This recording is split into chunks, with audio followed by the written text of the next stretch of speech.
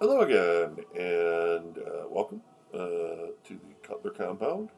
Uh, as I said in the last video, I'm hoping to post a video every couple of days. I can't do it every day, but well, I could, but yeah, I don't want to be set my ambition too high here.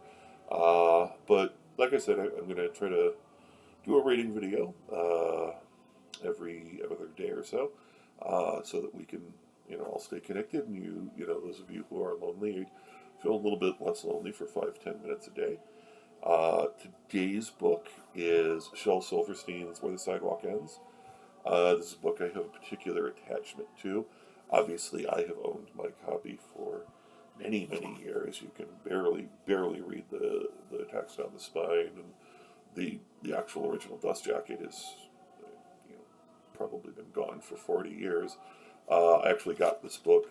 Uh, Looks like it's 12/25/76, so I'm gonna guess it was a Christmas gift from my mother. Well,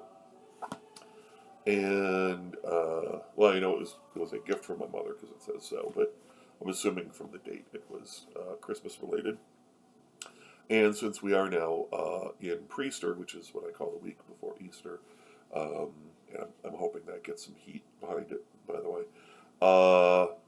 I thought I would read this. Saul Silverstein, if you didn't know, was primarily a children's writer. He did write for Playboy, and he wrote some sort of undergroundy stuff in the 60s, but he's mainly a children's writer, remembered for Separate Peace, Where the Sidewalk Ends, Light in the Attic, and of course The Giving Tree, a couple other books, but those were the ones that were really big when I was growing up. His great poems, children's poems with accompanying illustrations. I'm going to read three today. The first one is If the World Was Crazy. If the world was crazy, you know what I'd eat? A big slice of soup and a whole quart of meat, a lemonade sandwich, then I might try some roasted ice cream on a bicycle pie, a nice notebook salad, an underwear roast, an omelet of hats and some crisp cardboard toast, a thick malted milk made from pencils and daisies, and that's what I'd eat if the world was crazy. If the world was crazy, you know what I'd wear? A chocolate suit and a tie of eclair, some marshmallow earmuffs, some licorice shoes, and I'd read a newspaper of peppermint news. I'd call the boys Susie and I'd call the girls Harry. I'd talk with my ears, and I always would carry a paper umbrella for when it got hazy to keep in the rain if the world was crazy. The world was crazy, you know what I'd do? I'd walk on the ocean, I'd swim in my shoe. I'd fly through the ground and I'd skip through the air. I'd run down the bathtub and bathe on the stair. When I met somebody, I'd say goodbye, Joe, and when I was leaving, then I'd say hello. The greatest of men would be silly and lazy, so I would be king if the world was crazy. There was no illustration for that one, by the way. The others do have illustrations, and I this time I made a point of bookmarking because the last video had a good 7 minutes of me just flipping through pages, so it's a little better prepared this time. This one is perhaps a little more famous. Sarah Cynthia Sylvia Stout would not take the garbage out. This is the point in the audience, woo, because it's one they recognize. Sarah Cynthia Sylvia Stout would not take the garbage out. She'd scour the pots and scrape the pans, candy the yams and spice the hams. And though her daddy would scream and shout, she simply would not take the garbage out. And so it piled to the ceilings coffee grounds, potato peelings, brown bananas, rotten peas. Sorry, this one, for some reason, I was remembering. Brown bananas, rotten peas, chunks of sour cottage cheese. It filled the can, it covered the wall, it cracked the window, and blocked the door. With bacon rinds and chicken bones, drippy ends of ice cream cones, prune pits, peach pits, orange peel, gloopy glumps of cold oatmeal, pizza crusts and withered greens, soggy beans and tangerines, crusts of black burnt buttered toast, grisly bits of beefy roasts. The garbage rolled on down the hall, it raised the roof, it broke the wall. Greasy napkins, cookie crumbs, globs of gooey bubble gum, cellophane from green bologna, rubbery, blubbery macaroni, peanut butter caked and dry, curdled milk and crusts of pie, moldy melons, dried up mustard, eggshells mixed with lemon custard, cold French fries and rancid meat, yellow lumps of cream of wheat. At last, the garbage reached so high that finally it reached the sky. And all the neighbors moved away, and none of her friends would come to play. And finally, Sarah Cynthia Stout uh, said, "Okay, I'll take the garbage out." But then, of course, it was too late. The garbage reached across the street from New York to the Golden Gate, and there in the garbage she did hate, poor Sarah met an awful fate that I cannot right now relate because the hour is much too late. But children, remember Sarah Stout and always take the garbage out. This one does have an accompanying illustration.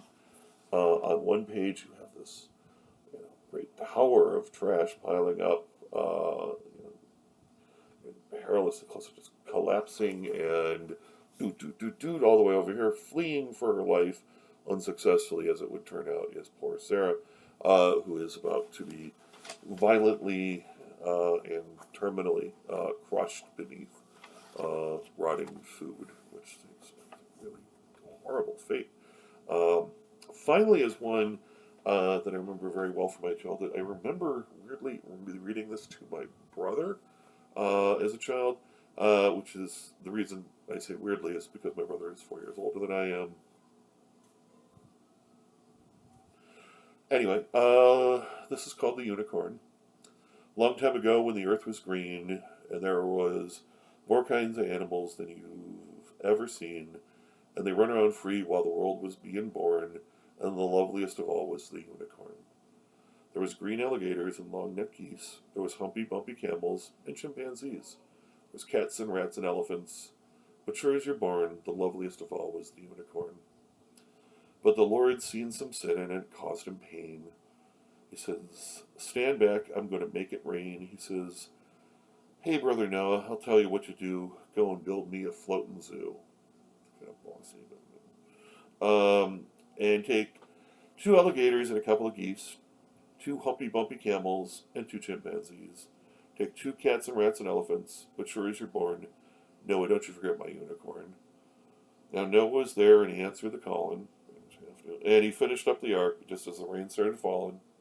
He marched in the animals 2 by 2, and he called out as they went through, "Hey Lord, I got your 2 alligators and your couple of geese, your humpy bumpy camels and your 2 chimpanzees, got your cats and rats and elephants.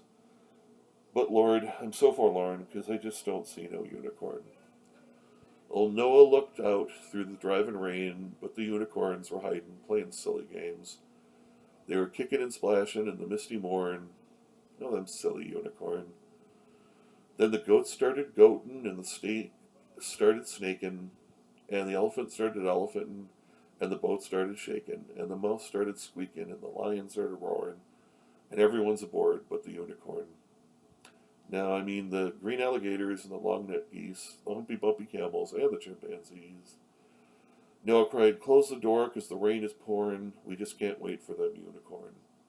Then the ark started moving, and it drifted with the tide, and the unicorns looked up from the rock and cried. And the water come up and sort of floated them away. That's why you've never seen a unicorn to this day. You'll see lots of alligators and a whole mess of geese. You'll see humpy bumpy camels and lots of chimpanzees. You'll see cats and rats and elephants. But sure as you're born, you're never going to see no unicorn. And then that has sort of a blank expression, unicorn, on either side of the page. And just so you know, if you're curious, the cats and rats and elephants, every time it appears, is one long word, which was always fun as a kid. That is the end of this video. I will have another one. Give me a couple of days, or maybe not. Maybe it'll be this afternoon. We'll see how utterly bored I am. But either way, I will see you soon. I hope this filled a few minutes of your day pleasantly, and you felt a little less cut off. I know I did, and so I thank you for taking your time to watch. And I hope you have a beautiful, beautiful day, all of you. Mwah.